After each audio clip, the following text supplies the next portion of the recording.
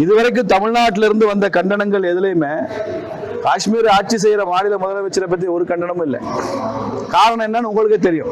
ஜம்மு காஷ்மீர் தீவிரவாத தாக்குதலுக்கு பொறுப்பேற்று மத்திய உள்துறை அமைச்சர் அமித்ஷாவை ராஜினாமா செய்ய சொன்ன விசிக தலைவர் திருமாவளவனுக்கு பாஜக மாநில பொதுச் செயலாளர் ராமசீனிவாசன் பதிலடி கொடுத்துள்ளார். பாரதிய ஜனதா கட்சியின் மூத்த தலைவர்களில் ஒருவர் சுப்பிரமணிய சுவாமி அவர்களே இது குறித்து கருத்து சொல்லுகிற போது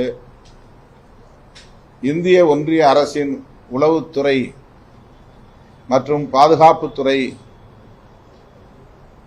தோல்வியடைந்திருக்கிறது, உள்துறை அமைச்சரை பதவி நீக்கம் செய்ய வேண்டும் என்று குறிப்பிட்டிருக்கிறார். 2008 புல்வாமா தாக்குதல் நடந்தபோது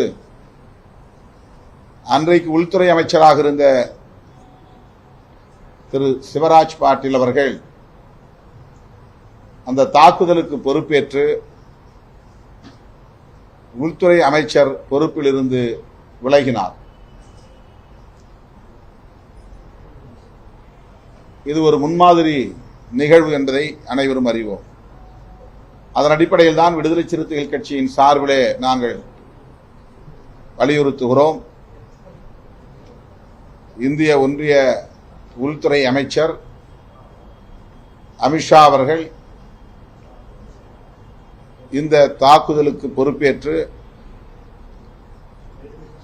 இந்த பெரும் துயரத்திற்கு பொறுப்பேற்று பதவி விலக வேண்டும் என்று கேட்டுக்கொள்கிறோம். தமிழ்நாட்டில் திருமாவளவன் மாதிரி சில சக்திகள், இன்னும் சில யூடியூபர்ஸ், இவங்கெல்லாம் ரொம்ப அதிகமாக கூவுறாங்க. அமித்ஷா ராஜினாமா பண்ணணும்னு திருமாவளவன் சொல்லியிருக்கிறார்.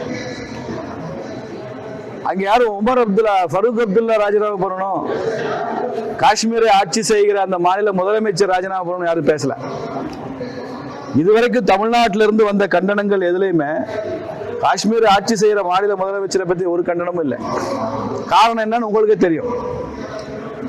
எல்லாமே மத்திய அமைச்சரை பத்தி, நரேந்திர மோடி அவர்களை பற்றி.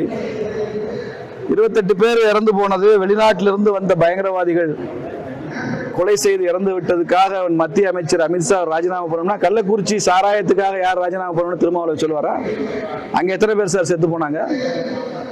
கள்ளக்குறிச்சி விச சாராய சாவுக்கு பொறுப்பேற்று ஸ்டாலின் ராஜினாமா பண்ணணும்னு திருமாவளவன் பேசியிருந்தாருன்னா இன்னைக்கு அவர் பேசுறதுல ஒரு அருகதை இருக்கு, அவருக்கு ஒரு தகுதி இருக்கு. ஏதோ கேட்கிறாரு, செத்து போனா ரிசைன் பண்ண சொல்லுவாரு.